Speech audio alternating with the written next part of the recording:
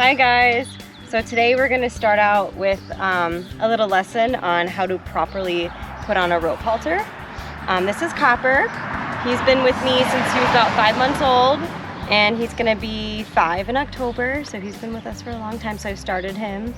And he's going to be our little model today. So we'll start off with, I'll take the halter off to show you guys how to properly put it on. So I'm going to take it off like this. So a lot of people think that when they put their halter on, they'll put it on this way, and then they'll have to do all these gymnastics moves to put on like this, and then they tie it. But it's a lot easier if you approach it this way. You take the long piece of the rope and you hand it to yourself around their neck, so you've got a hold of them. And see how he wants to eat some of the weeds in here. So I'm going to apply pressure and ask him to pick up his head. And I'm going to ask him to give me his head. So see how he's already helping me? And I'm going to gently stick his little nose in there.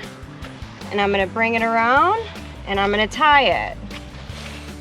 And we'll go over how to properly tie that. So we'll go over a little bit of the rope halter. So there's many different pieces to it.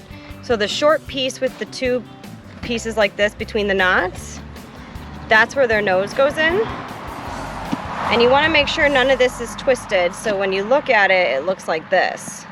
So when I go to put it on my horse, I'm going to hand it to myself. I'm going to bring his head up. And when you ask them this way, it also asks them to engage with you, and you're having them do the work. They don't realize it, but they are. And it asks them to soften. So if you watch his expression, he softens and he's giving me his head. And then I'll go ahead and tie it. So I have his full attention here, like he's like, oh, okay, we're gonna go work now. So many people think that they can just tie the knot and you're good to go. But actually there's a method to it, and there's a reason why. So I'm gonna put it on. You can try and eat it. You put it on. So you stick it through and have it come towards you.